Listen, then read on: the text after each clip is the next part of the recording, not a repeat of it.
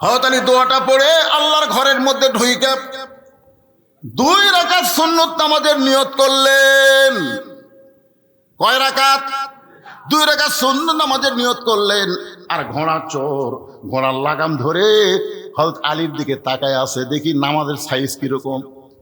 যে মসজিদের মধ্যে ঢুকে ঘাড় কাত করে ঘোড়ার দিকে তাকায় থাকে, তাহলে ঘোড়া চুরি করা যাবে? জুতা চুরি করে গেছে? আপনার জোরে কর, জুতা চুরি করে গেছে? ইলা জিহাতুল কাবা ওয়া জুতা, কাবা জুতা, খালি কাবার দিকে না জুতার দিকে আমার মন। এখন ঘোড়া চোর চিন্তা করে, যে লোকটা আমার হাতে ঘোড়া দিয়া আল্লাহর ঘরের মধ্যে ঢুকলো, ওর নামাজের সাইজ কেমন একটু দেখা দরকার। লাগাম টেনে এনে দরজা দিয়ে তাকায় দেখে নামাজের সাইজ এত ভালো, নিয়ত করার সঙ্গে সঙ্গে লোকটা নামাজের ভিতরে আল্লাহ ঢুকাইয়া দিল। নামাজের সাইজ এত ভালো, নিয়ত করার সঙ্গে সঙ্গে লোকটা নামাজের ভিতরে ঢুকে গেল। আপনারা বলেন তো হযরত আলী নামাজের দিক দিয়ে কেমন নামাজি ছিলেন?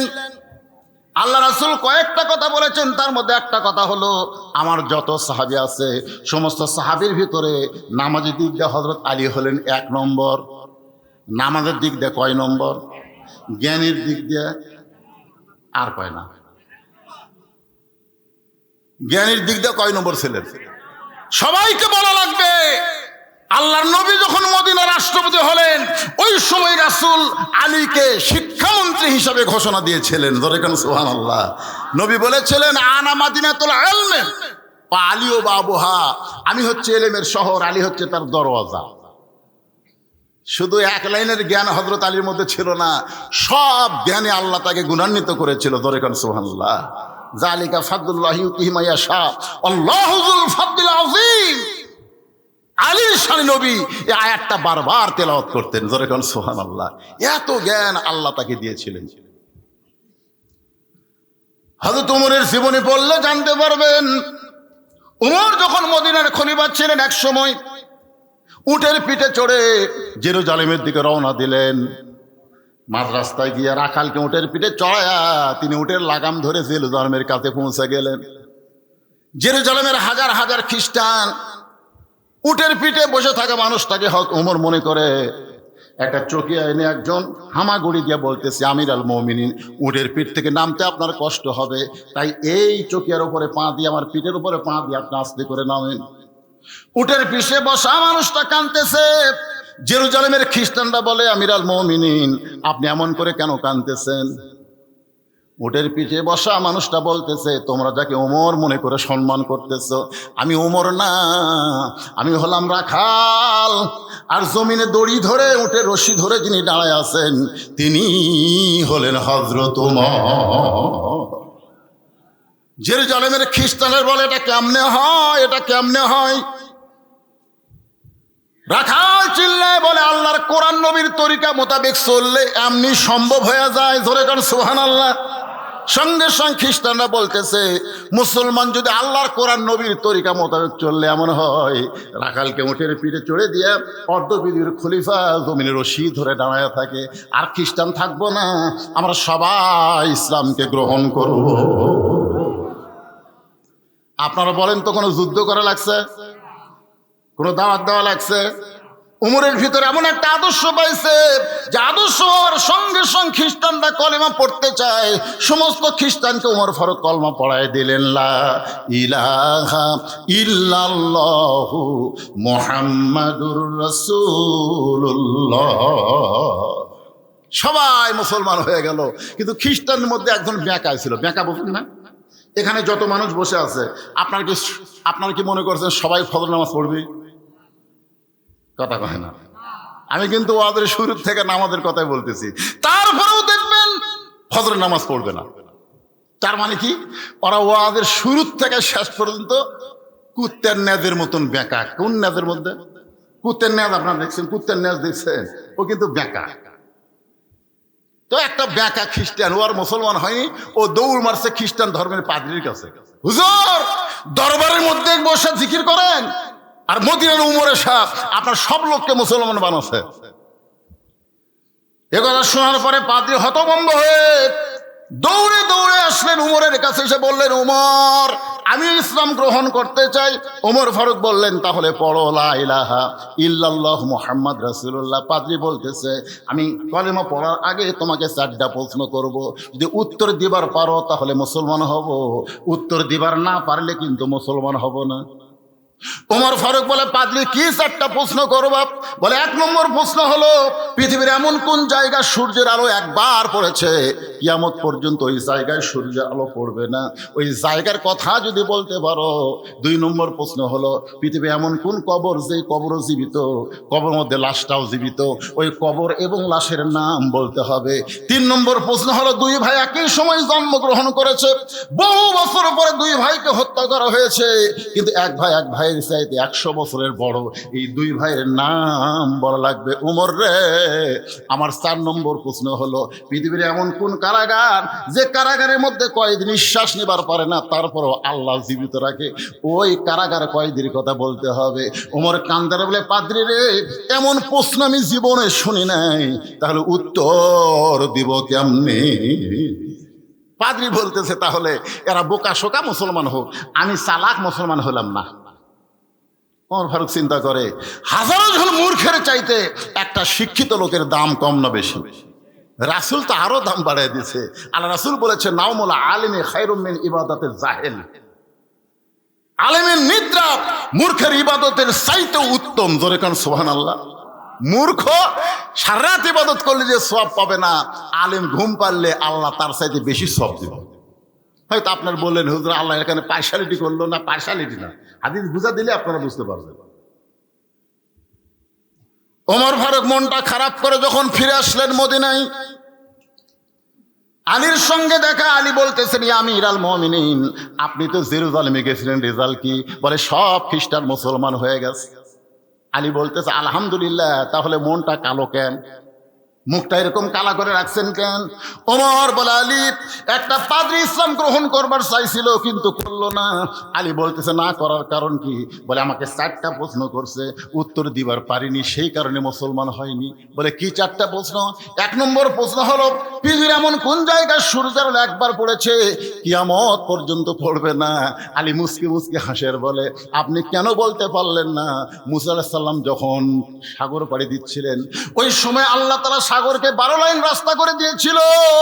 সাগর যখন রাস্তা হলো, সূর্যের আলো সাগরের তলদেশে পড়ে গেল। আর ফেরাউন যখন ওই রাস্তা মনে করে রওনা দিল, তখন আল্লাহ পানিটা পূর্বের মতো আবার একত্র করে দিল। ওই জায়গায় কিয়ামত পর্যন্ত আর কোনোদিন সূর্যের আলো পড়বে না।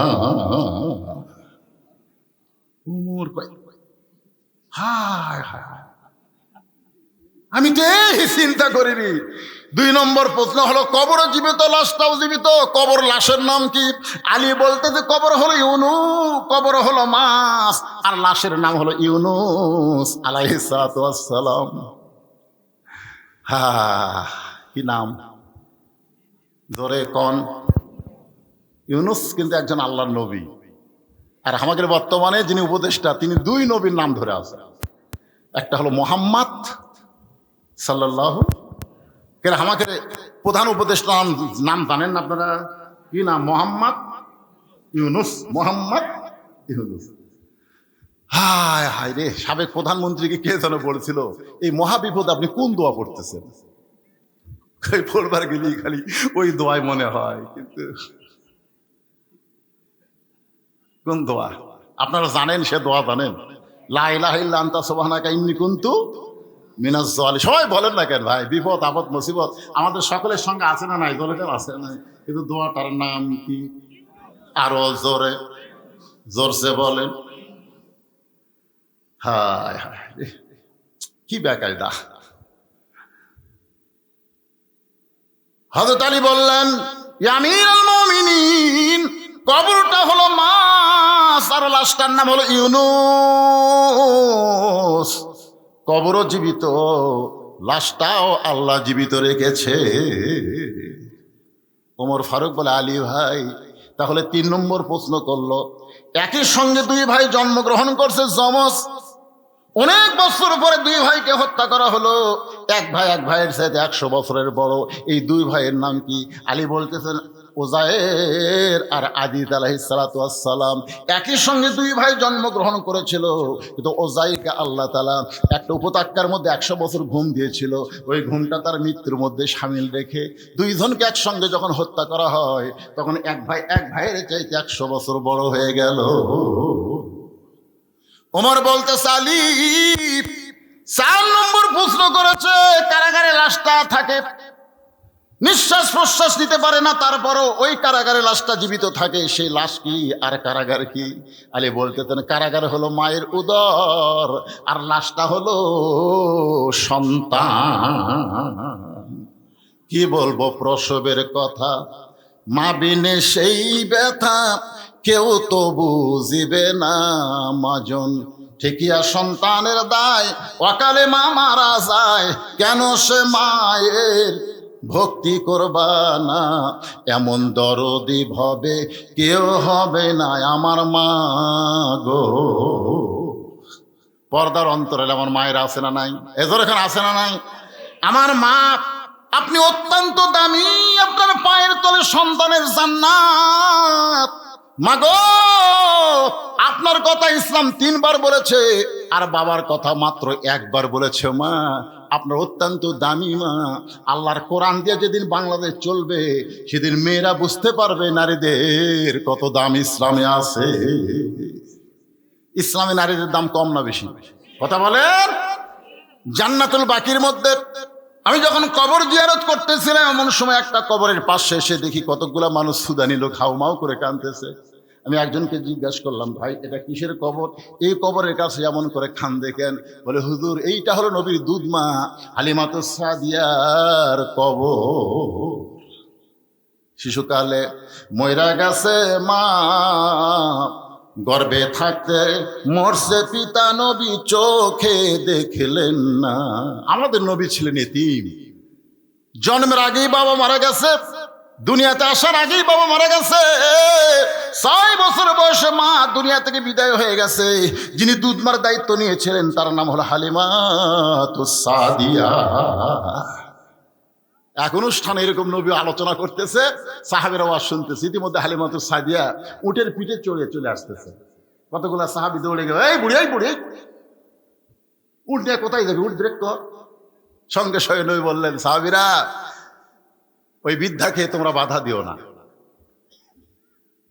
বৃদ্ধা যখন নবীর কাছে চলে আসলো, আল্লাহ রাসূল আস্তে করে টেস্ট থেকে নেমে তার গায়ের চাদর খুলে মাটিতে বিছায় বললেন, মা, উটের পিঠ থেকে জমিনে নামার আগে আমার চাদরে পা দিয়ে আমার ভাগ্যটাকে আপনি ধন্য করে দেন। জোরে কোন সুবহান। প্রত্যেকটা সাহাবীরা চমকে গেল, কিরে একটা বুড়ি নবীর গায়ের চাদর বিছিয়ে দিয়ে বলতেছে, মাটিতে পা না দিয়া আমার চাদরে পা দিলে আমার ভাগ্য ধন্য হবে, জীবন ধন্য হবে। আবু বকর বললেন, ইয়া রাসূলুল্লাহ, এই বুড়িটাকে তো আমরা চিনতে পারলাম না, যাকে আপনি এত সম্মান করতেছেন। রাসূল বললেন, উনি হলেন আমার দুধমা হালিমাতুস সাদিয়া। মায়ের 1 ফোঁটা দুধের দাম কাটিলে গায়েরই চাম, মায়ের 1 ফোঁটা দুধের দাম কাটিলে গায়েরই চাম, পায়ের জুতা বানাইলো ঋণের শোধ হবে না, এমন দরদি ভবে কেউ হবে না আমার মা, মা গো। ঘোড়াচড়া দেখতেছে যিনি মসজিদের মধ্যে নামাজের মধ্যে ঢুকছেন, আসলে আমাকের মতন মুসল্লি না। ঘোড়াচড়া বুঝতে পারলেন লোকটা শুধু নামাজের নিয়ত করে নাই, নিয়ত করার সঙ্গে সঙ্গে নামাজের মধ্যে ঢুকেছে। এখন লোকটার কাছ থেকে যদি গোটা পৃথিবীও চুরি করা হয়, লোকটা কিছুই বুঝতে পারবে। রাসূলের কথা মতো আলী কয় নম্বর নামাজি? কথা কয় না, কয় নম্বর নামাজি? পিঠে তীর ঢুকছিল, আপনারা জানেন না? কেউ বলে পিঠে, কেউ বলে পায়ে। আল্লাহ রাসূল বললেন, আলী যখন নামাজের মধ্যে থাকবে তখন তীরটা টেনে বের করো। নামাজের যখন মধ্যে থাকবে, ওই নামাজের ইমামতি করলেন আল্লাহর নবী।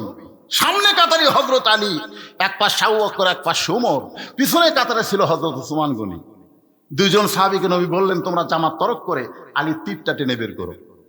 নামাজ যখন শুরু করছেন, তীর টান দেয়, পিছন থেকে আসে, ছাড়া দিলে আবার খাড়া হয়।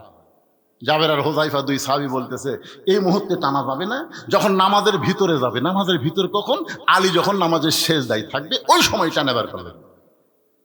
পিঠের উপরে 2 জন পা দেয়া তো জোরে তীর টান মারছে, তীর শুধু বের হয় নাই, তীরের সঙ্গে গোস্ত পর্যন্ত সে আইছে।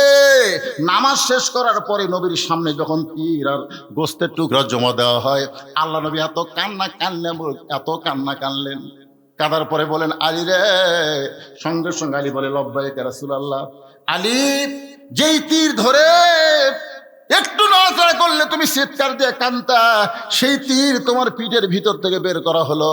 খালি তীর বের হয় নাই, তীরের সঙ্গে গোস্ত পর্যন্ত ছিঁড়াইল।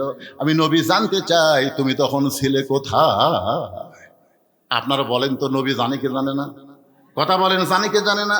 এরপরে নবী আমাদেরকে শোনানোর জন্য বললেন, আলী আমি জানতে চাই তুমি তখন ছিলে কোথায়? আলী বলতেছে, রাসূলুল্লাহ, আমার মনে হয় আমার পিঠ থেকে যখন তীর টেনে বের করছে, গোস্ত ছিঁড়াইছে, আমি তখন কাবার ভিতরে ছিলাম। প্রত্যেকটা সাহাবী ওঠ কামড়ায়, কারণ নামাজ পড়েছে মসজিদ নববীতে, যেখান থেকে কাবা হলো 430 কিলো দূরে। 430 কিলো দূরে কাবার ভিতরে হযরত আলী কেমনে? সাহাবীদের মধ্যে কিছু সাহাবী বলা বলি করলো, ইয়া রাসূলুল্লাহ, আলী দুর্বল হওয়ার কারণে বলতেছে, হয়তো অসুস্থ হওয়ার কারণে বলতেছে, আমি তখন কাবার ভিতরে ছিলাম। কারণ আলী মসজিদ নববীর মধ্যে আপনার পিছনে নামাজ পড়লো, তাহলে কাবার মধ্যে ঢুকলো কেমনে? রাসূল বলেন, সাহাবীরা রে, আমি আলীর কাছ থেকে শুনতে চাই। আলী বলতেছে, রাসূলুল্লাহ, নামাজের নিয়ত করার পর আপনার শরীয়ত বলতেছে চোখ দুইটা খোলা রাখতে হবে। আমি দুইটা চোখ খুলে সেজদার দিকে তাকায় থাকলাম, কিন্তু এক সময় আমার দুইটা চক্ষু বন্ধ হয়ে গেল। আমি তখন অন্ধ হই নাই, আমি তখন দেখতে পাই আমার সেজদার জায়গায় আল্লাহর কাবা ঘর দাঁড়িয়ে গেছে। আল্লাহর কাবা ঘর সেজদার জায়গায় পাইয়া আমার দুইটা চোখ যখন কাঁদতেছে, চোখের পানিতে যখন গাল ভিজে যায়, এমন সময় নামাজের মালিক আল্লাহ ডাক দিল, আলী, তোর নামাজের সাইজ দেখে আমি আল্লাহ 430 কিলো দূরে কাবা তোর সেজদায় হাজির করে দিলাম, এরপরেও তুই কেন এমন করে কাঁদতেছিস?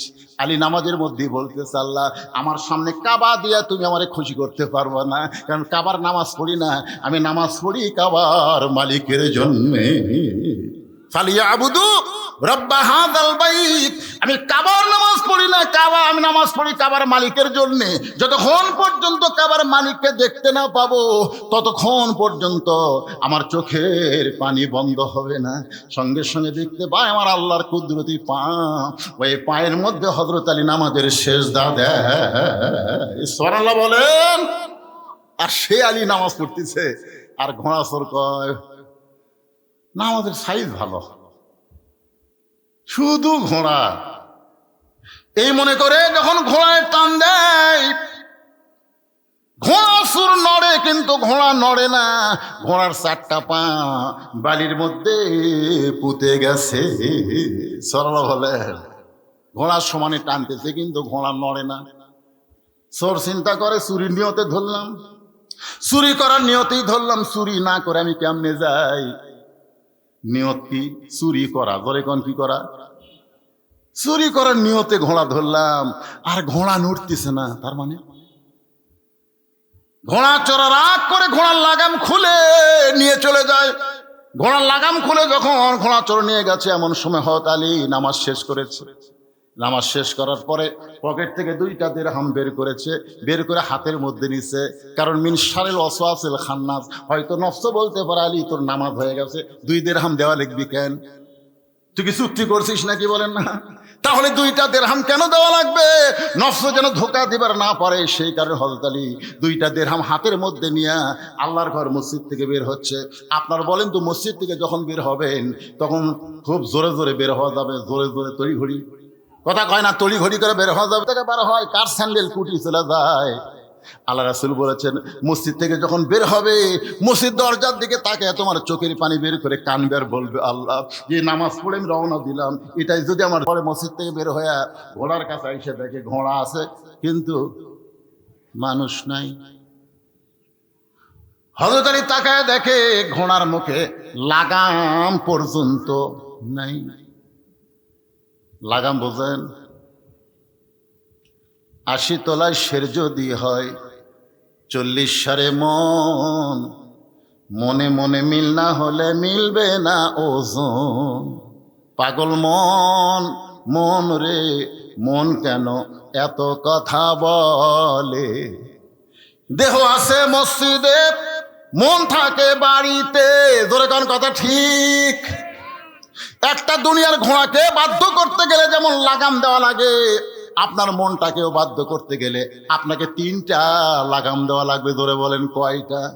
3টা লাগাম যদি আপনি সেট করতে পারেন, আপনি থাকবেন যেখানে, আপনার মনটাও থাকবে সেখানে। আজকে আমরা ছটফট করার কারণ হলো, একটু মনোযোগ দিয়ে কথাগুলো শুনবেন ভাই। হযরত আলী তাকায় দেখে ঘোড়ার মুখে লাগাম নাই। এখন হযরত আলী কি করবে? কারণ লাগাম ছাড়া ঘোড়ার পিঠে চললে ইচ্ছা মতো চলা যাবে না, ঘোড়ার ইচ্ছায় চলা লাগবে। যে মোটর সাইকেলে ব্রেক নাই, ওই মোটর সাইকেলকে আপনার ইচ্ছা মতো চলবি। কথা কয় না কেন? আপনার ইচ্ছা মতো চলবি। মোটর সাইকেল ইচ্ছা মতো আপনাকে চলা লাগবে, কারণ কি নাই? কথা কয় না, কি নাই? ব্রেক ছাড়া গাড়ি আর লাগাম ছাড়া ঘোড়া একই অবস্থা। এখনো হযরত আলী ঘোড়ার মুখের লাগাম কোথায় পাবে? ঘোড়ার কাছে দাঁড়িয়ে তাকায় দেখে যদি কোনো মানুষ পায় তাকে একটু বলবো আশেপাশে বাজার থেকে একটা লাগাম সে যেন কিনে এনে আমারে দেয়, এই নিয়তে হযরত আলী দাঁড়ায় আছে। এমন সময় দেখে একজন আল্লাহর বান্দা রাস্তা দিয়ে আসতেছে। একজন আল্লাহর বান্দা রাস্তা দিয়ে আসতেছে। সঙ্গে সঙ্গে হযরত আলী একটু মুরাকাবার হালতে চিন্তা করলেন, এর আগেও তো একজন আমার কাছে আইছিল, যাকে বিশ্বাস করে ঘোড়া দিয়া 2টা দিরহাম দেওয়ার নিয়ত করেছিলাম। আয়সা দেখি ঘোড়া আছে, লোকটাও নাই, লাগামও নাই। এখন যে ব্যক্তি আসতেছে, এজন্য অনুমান করা যাবে, সবাইকে সমান মনে করা যাবে। এই মনে হযরত আলী যখন একটু চিন্তা করে, এমন সময় লোকটা বলে, আসসালামু আলাইকুম ইয়া আলী। জোরে গান সুবহানাল্লাহ। লোকটা বলতেছে, আসসালামু আলাইকুম আলী। আলী, তোমার উপরে আল্লাহ রহমত বর্ষিত হোক। সঙ্গে সঙ্গে আলী বলতে, ওয়ালাইকুম আসসালাম ভাই, আপনি আমাকে চিনেন? নাম ধরিছে, চিনে না? যেরকম চিনে গেছে না। আগে যেটা সেটা কি বলেছিল, আপনি কে হুজুর? আর এইটা বলতেছে আপনাকে চিনে না, এমন মুসলমান দুনিয়াতে নাই। সোনালো বলেন না কেন? আলীকে বলতেছে আপনারা চিনে না, এমন মুসলমান দুনিয়াতে নাই। কারণ আল্লাহর নবী বলেছেন, দুনিয়ার শ্রেষ্ঠ বাবা যদি দেখতে চাও তাহলে আলীর দিকে তাকাও। আলীর 2টা সন্তান জান্নাতি যুবকদের সর্দার হবে। দুনিয়ার শ্রেষ্ঠ স্বামীকে যদি দেখতে চাও তাহলে আলীর দিকে তাকাও। আলীর বউ জান্নাতি নারীদের নেত্রী হবে। সুবহানাল্লাহ না কেন? আলীর বউ কি হবে? আপনারা কি আমার কথা ঠিক মতো শুনতে পাচ্ছেন? এ ভাই, বুঝবার পারতেছেন? তাহলে দুনিয়ার শ্রেষ্ঠ বাবা কে? হযরত আলী। তার 2টা সন্তান জান্নাতি যুবকদের সর্দার, আর শ্রেষ্ঠ স্বামী হলেন হযরত আলী। তার বউ হলো জান্নাতি নারীদের নেত্রী। আপনাকে চিনে না এমন মানুষ মুসলমান দুনিয়াতে নাই। এমন মুসলমান মানুষ আছে, কিন্তু এমন মুসলমান দুনিয়াতে নাই। কারণ মুসলমান মাত্রই জানে হযরত আলী সাধারণ কোনো মানুষ। ভাই, পিছন দিকে কি শুরু হলো রে? বৃষ্টি হচ্ছে?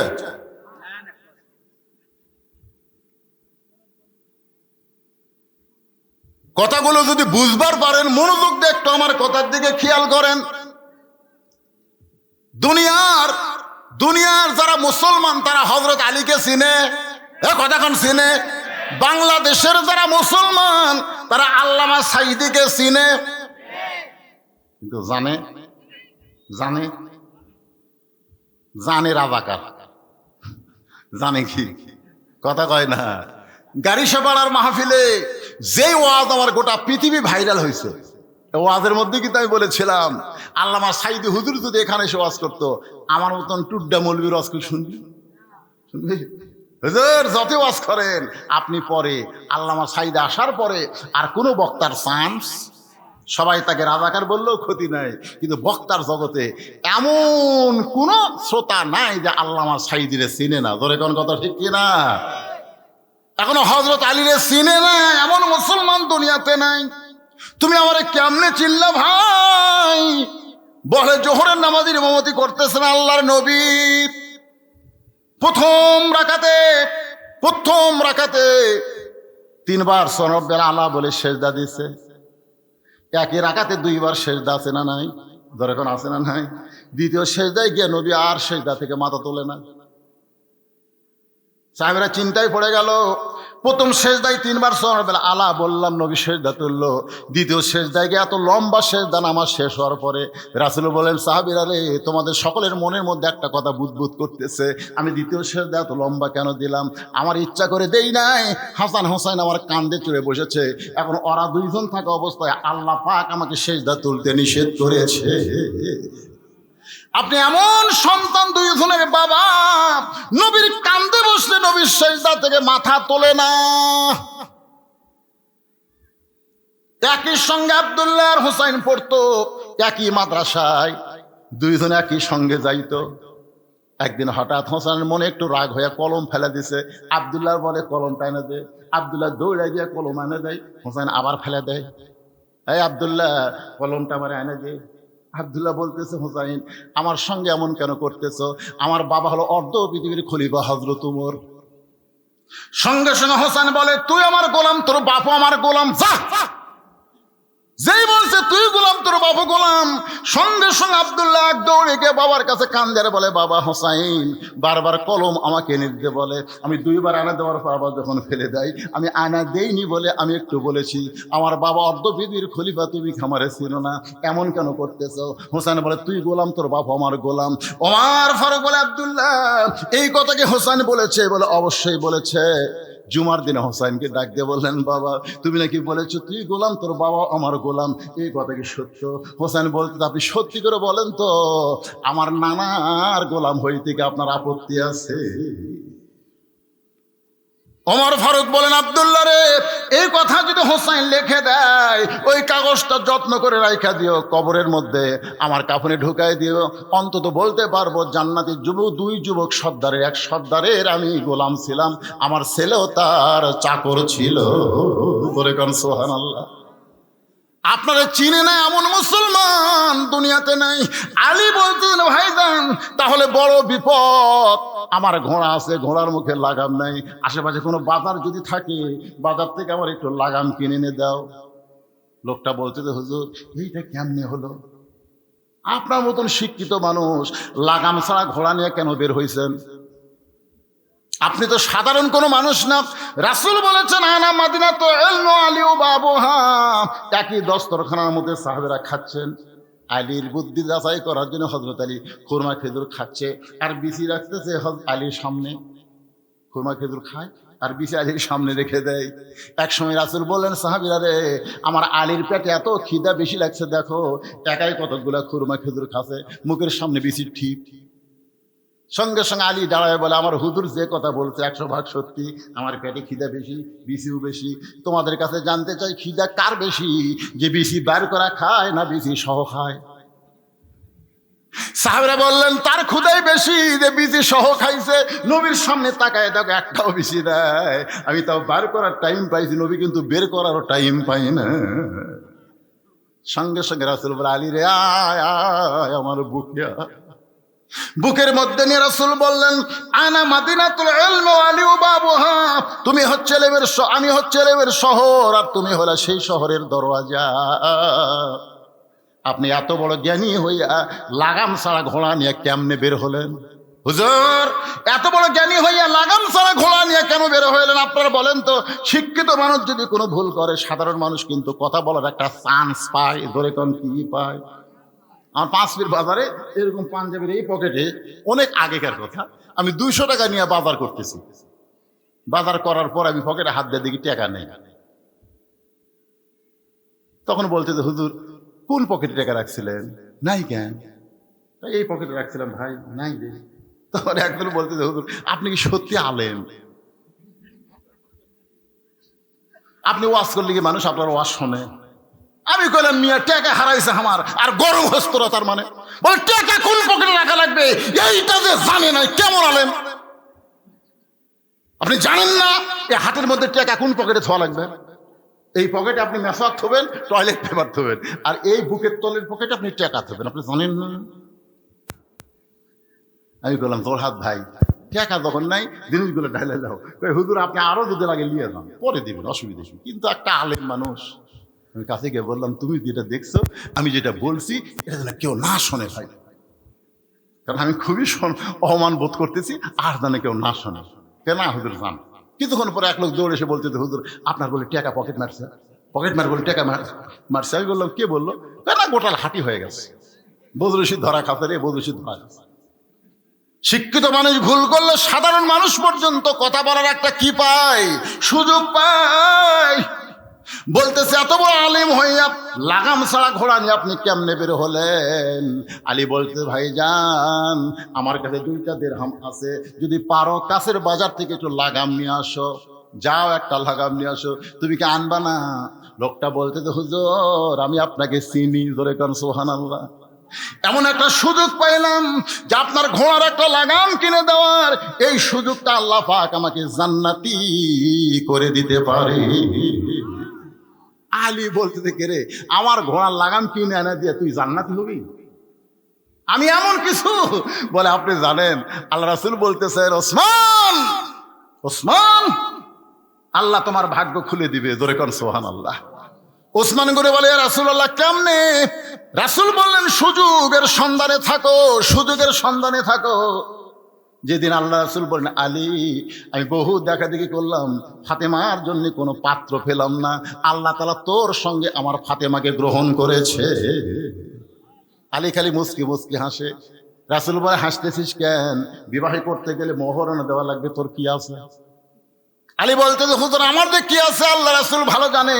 রাসূল বলেন, আলী রে, বাকিতে আমার মেয়েরে তোর সঙ্গে বিয়া দেব না, মোহরা আদায় করতে গেলে তোর মাথার হেলমেট বিক্রি করা লাগবে।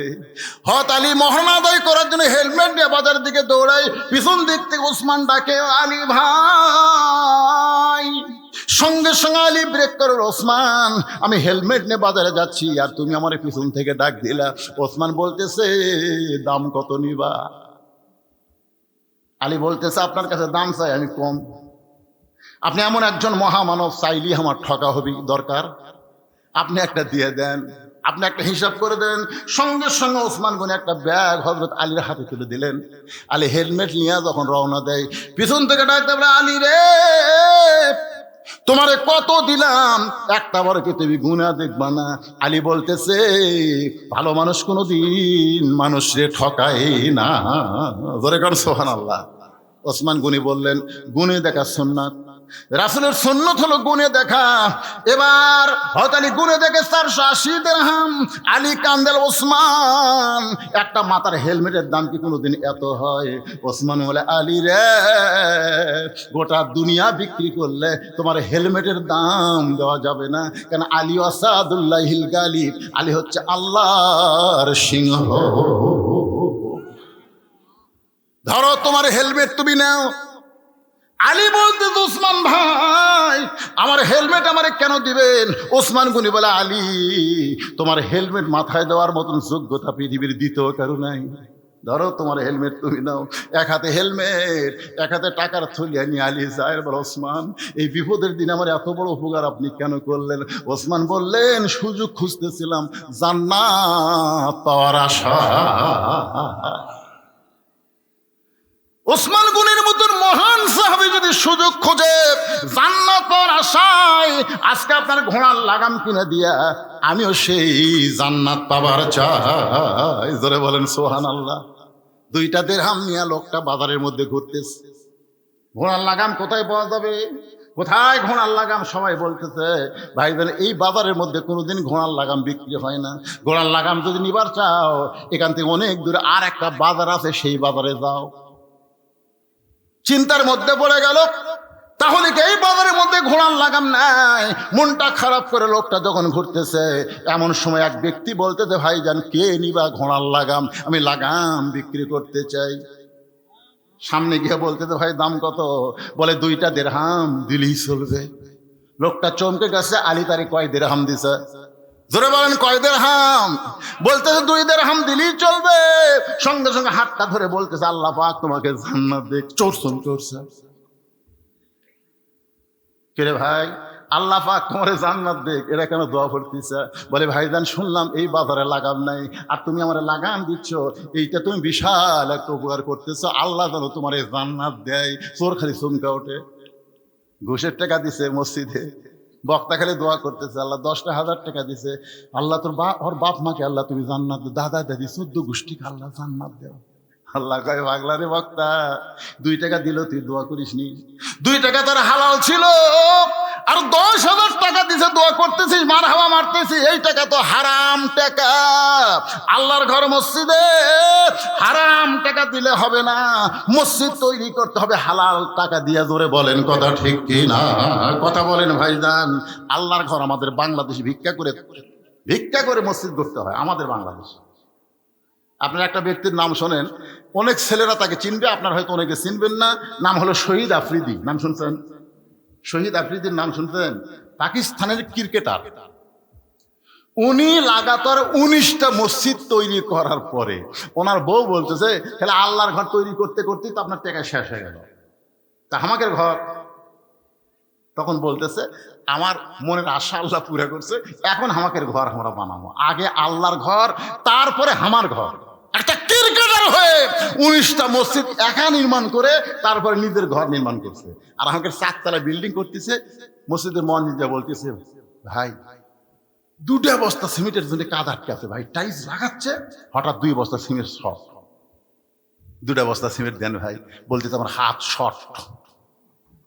আর কি শর্ট?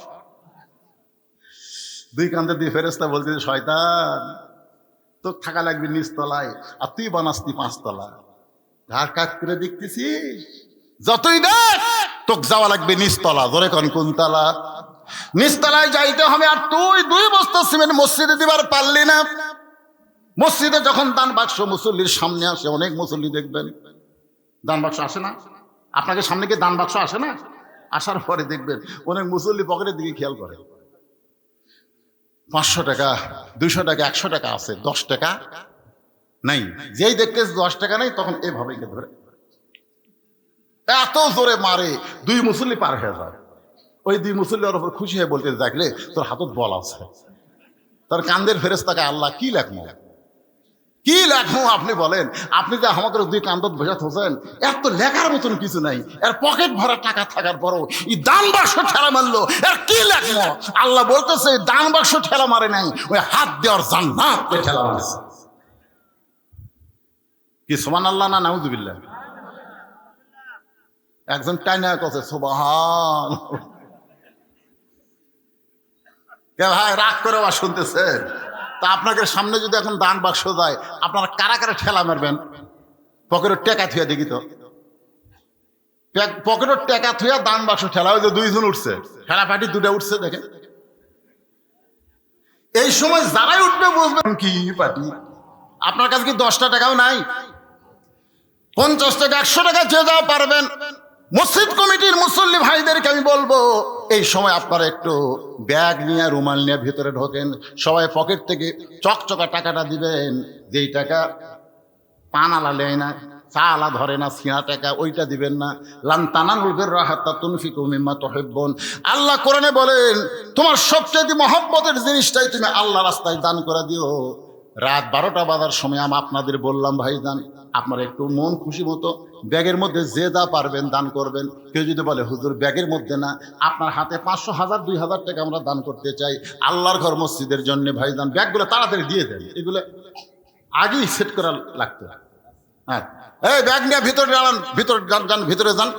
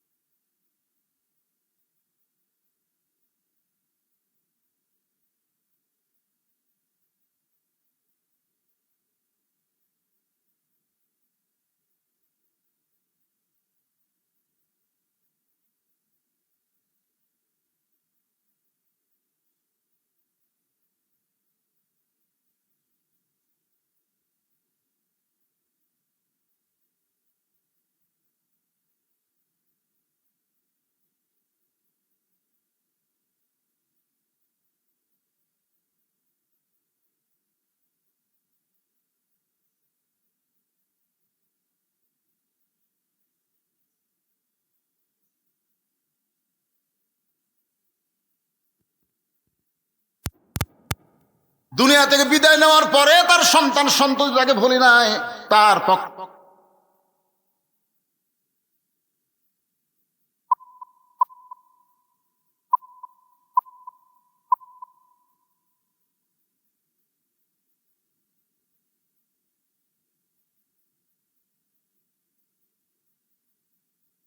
আল্লাহ দানকে কবুল করেন। আল্লাহুম্মা আমিন। চশমা লাগালেন, বুদ্ধি নেই। নাম হলো মোহাম্মদ আবুল কালাম মল্লিক। ৩,০০০ টাকা দান করেছে, আল্লাহ তার দানকে কবুল করেন। নগদে ৩,০০০, আচ্ছা দান করেছে, আল্লাহ কবুল করেন। মোহাম্মদ কামাল মোল্লা ১,০০০ টাকা দান করেছে, আল্লাহ কামাল মোল্লার দানকে আল্লাহ আপনি কবুল করেন। মোহাম্মদ রফিক পরামানিক ১,০০০ টাকা দান করেছে, আল্লাহ দানকে কবুল করেন। পুরান পাড়ার ৫০০ টাকা দান করেছে মিন্টু সর্দার, আল্লাহ দানকে কবুল করেন। আল্লাহ এতগুলো স্লিপ বলবার গেলে মনাজাতও দিল পাবে না। মোহাম্মদ রওশন কালাকান্দর ১ বছর সিমেন্ট দান করেছে, আল্লাহ তার দানকে কবুল করেন। আল্লাহুম্মা আমিন। নাম হলো মোহাম্মদ হাকিম মাস্টার ১,০০০ টাকা দান করেছে, আল্লাহ দান কবুল করেন। জাহাঙ্গীর ১,০০০ টাকা দান করেছে, আল্লাহ তার দানকে কবুল করেন। নাম হলো মোহাম্মদ জালাল ১ বস্তা সিমেন্ট দান করেছে, আল্লাহ জালালের দানকে আল্লাহ আপনি কবুল করেন। নাম হলো মোহাম্মদ রফিক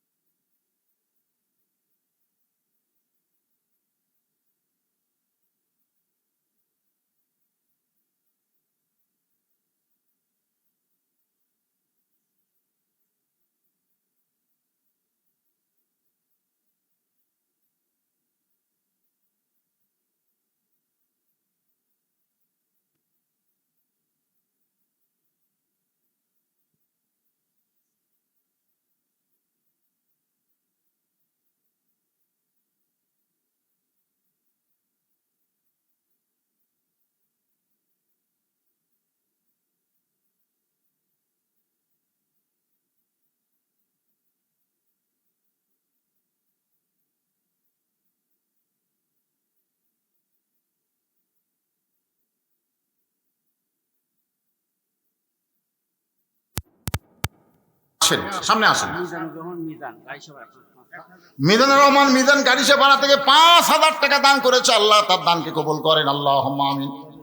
অনেক দানকারী এখানে বলাই যাচ্ছে না, খালি আপনাকে ধৈর্য না থাকার কারণে দানকারীর নাম পর্যন্ত বলতে পারলাম না। এক ব্যাগ টাকা স্লিপ নিয়ে আমার ভাইকে আমি পাঠিয়ে দিলাম। আল্লাহ যাদের নাম বলতে পারলাম না, লেখার সঙ্গে সঙ্গে তোমার জান্নাতের খাতায় তাদের নাম উঠে গেছে। আল্লাহ আল্লাহ কবুল করো, জোরে কান আমিন। এই মসজিদের জন্য যারা চেষ্টা করতেছে, তদবির করতেছে, মানুষের কাছ থেকে টাকা আদায় করতেছে, নিজেও দান করতেছে, আজকের মাহফিলে এবং গত শুক্রবারে হাজার হাজার টাকা দান করে। আমার এক ভাই বললো গত জুম্মায় ৩ লাখের উপরে দান করছে। এরা খালি বাইরের লোকের দানের আশা করে না, তো গ্রামের লোকেরাই ৩ লক্ষ টাকার উপরে দান করছে গত জুম্মায়। ৬ মাসের মধ্যে মসজিদ হয়ে গেছে। ইনশা জোরে বল ইনশা, কেবল ইনশাল্লাহ করবেন না। এই ভাই পিছনে কয় মুরব্বী বসে থাকলো রে, আমি একটা করলাম, আপনি ওটা মাত্র ১-৮ বছরের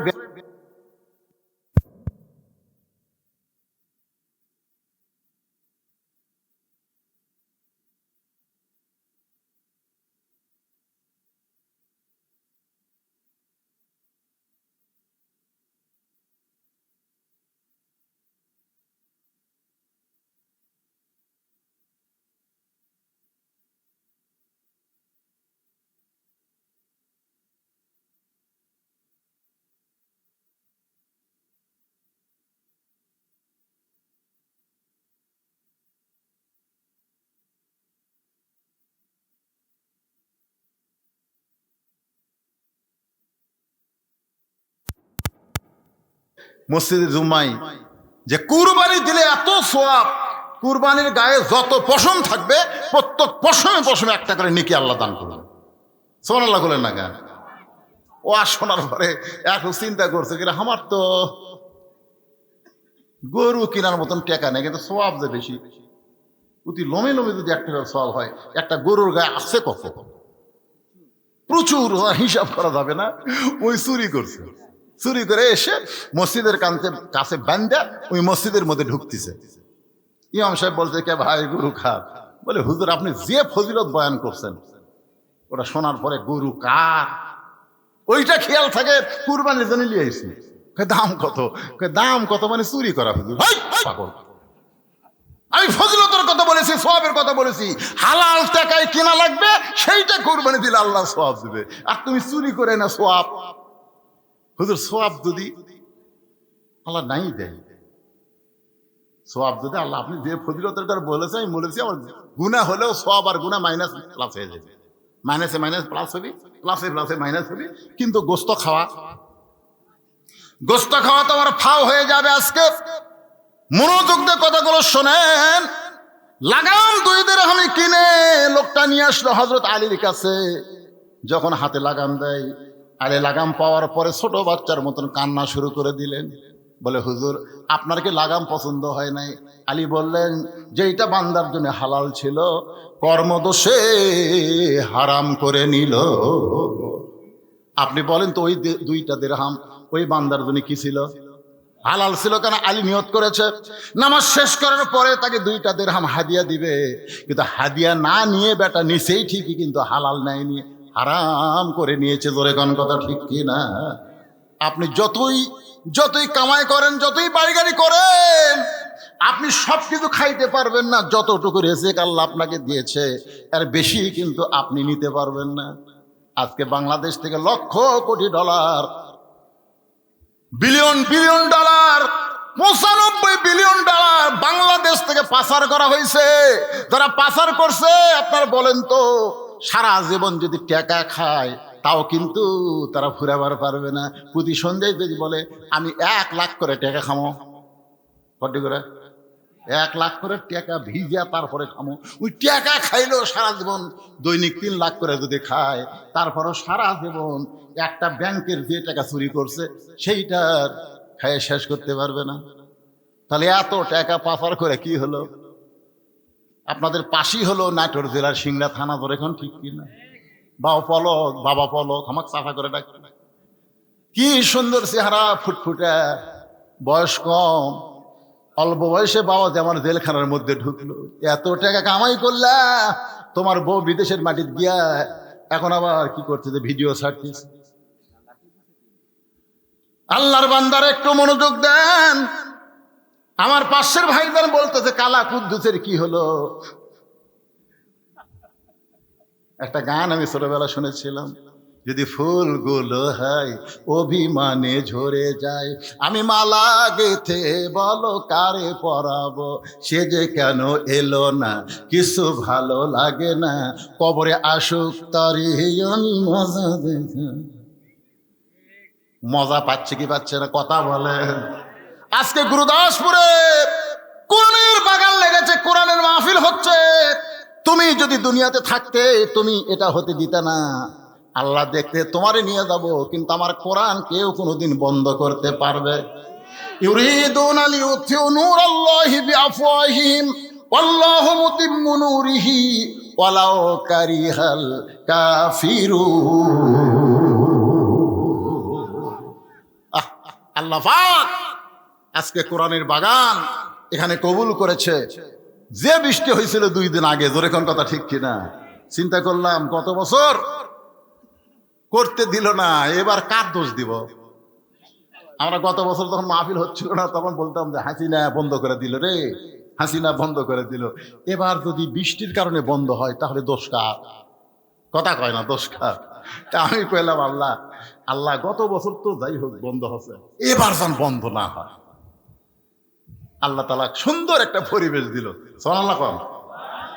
আল্লাহ পাক আজকের মাহফিলকে কবুল করুক, ধরে কোন আমিন। আস্তাগফিরুল্লাহাল্লাযী লা ইলাহা ইল্লা হুয়াল হাইয়ুল কাইয়্যুম ওয়া তুবু ইলাইহি। আপনারা অত্যন্ত ভালোবেসে আমাকে সেই অনেক আগ থেকে 2006 সাল থেকে দীর্ঘদিন আমি ওয়াজ করছি। ওয়াজ করে কি করছে আমার শাহিদ আলী ভাই জানে, আপনারাও যারা দাওয়াত দিবার যান আমার ওখানে তারা জানে। আমি কিন্তু ওয়াজ করে যে কামাই করছি সমস্ত টাকা আল্লাহ রাসূলের জন্য আমি খরচ করছি। বর্তমান 235 শতক জায়গার ওপর মসজিদ, মাদ্রাসা, ইতিমখানা। এইবারে আল্লামা সাইদি হুজুরের নামে একটা কনফারেন্স সেন্টার করলাম কয়েক লক্ষ টাকা দিয়ে, আল্লামা সাইদি হুজুরের নাম, অডিটোরিয়াম, যেখানে অনেক আল্লাহর বান্দার একত্র হয়ে কোরআনের ময়দানে ইসলাম আন্দোলনের কর্মসূচি পালন করতে পারবে এবং বহু কাজ হবে সেখানে। আলহামদুলিল্লাহ, এইগুলো আমি করছি। পৃথিবীর কারো কাছ থেকে একটা টাকা দান সদকা মিলেই নেই। এই যে ওয়াজ করে যে টাকা পাই, সেই টাকা আস্তে আস্তে জমায়া জমায়া আজকে এই বিশাল পর্যায়ে আল্লাহ আমাকে পৌঁছে দিয়েছে। আল্লামা সাইদি হুজুর দুনিয়া থেকে যাওয়ার পরে মানুষ কিন্তু তার জানাজা করতে গিয়ে দেখেছে সাইদি ফাউন্ডেশন, জোরেগান কথা ঠিক কিনা, বিশাল আয় হাই রে, কি করছে লোকটা, আল্লাহর বান্দা। আমিও ঠিক সেরকম আপনাদের কাছে মাদ্রাসার জন্য আমি একটা পয়সাও কোনোদিন চাইনি, কারোর কাছে চাবো না। সেই মাদ্রাসার পক্ষ থেকে একটা বই আপনাদেরকে দেওয়া হবে মাদ্রাসার পক্ষ থেকে। বইটার নাম হলো সুন্নাতের বাগান। অত্যন্ত গুরুত্বপূর্ণ বই। কেউ যদি নিতে চান তাহলে আপনি 50 টাকা ওই মাদ্রাসার এতিমদেরকে হাদিয়া স্বরূপ দান করে এই বইটা নিয়ে যাবেন। এর একটা টাকাও কোনোদিন আমার ভিতরে ঢুকবে না, ঢুকলে হারাম হবে। সম্পূর্ণ টাকা মাদ্রাসার এতিমদের পিছনে খরচ করা হবে। কারো পকেটে যদি 50 টাকা থাকে মোনাজাতের পরে, এখানে সামান্য কয়টা বই আছে, আপনি নেবেন ইনশাআল্লাহ। দোয়া হচ্ছে আল্লাহুম্মা আমিন, আল্লাহুম্মা আনতাস সালাম ওয়া মিনকাস সালাম, তাবারাকতা ইয়া যাল জালালি ওয়াল ইকরাম। আয় আল্লাহ তাআলা,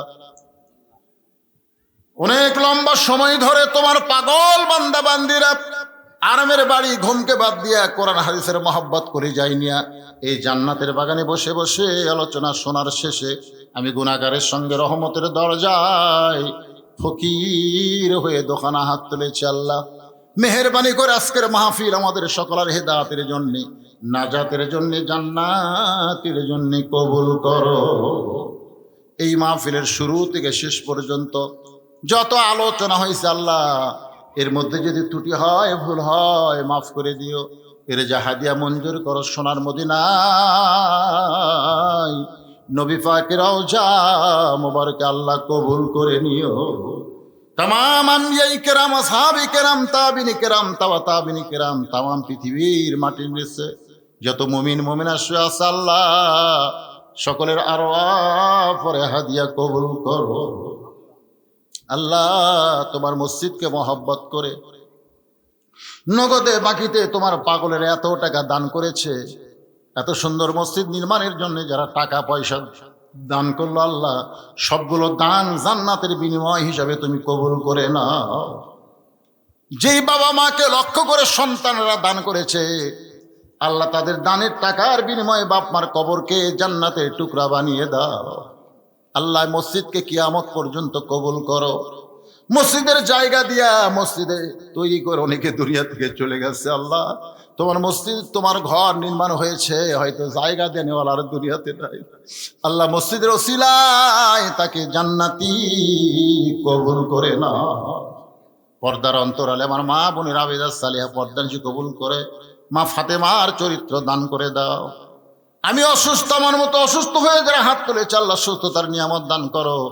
মসজিদ কমিটির সভাপতি, সহসভাপতি, সেক্রেটারি, কেশিয়ার, মুসল্লি, ইমাম, মুয়াজ্জিন সকলকে আল্লাহ তুমি কবুল করো। আজকের মাহফিলের সভাপতি, সহসভাপতি, প্রধান অতিথি, বিশেষ অতিথি বিন্দুদের আল্লাহ তুমি কবুল করো।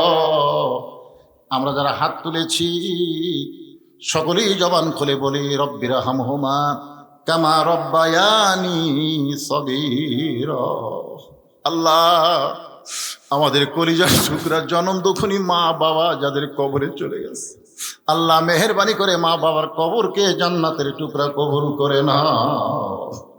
একটা মিনিট একটু চিন্তা করেন তো সবাই, একটু চিন্তা করেন বাজান, যেই দুইটা হাত আল্লাহর দরবারে তুলেছেন, এই দুই হাতে কত কবরে আপনি মাটি দিয়েছেন, একটু চিন্তা করেন। এই দুই হাতে কত লাশ কবরের ঘরে নামাইস, এই দুই হাত দিয়া কত কবরে মাটি দিয়েছি। একদিন আমরা সবাই মরে যাব,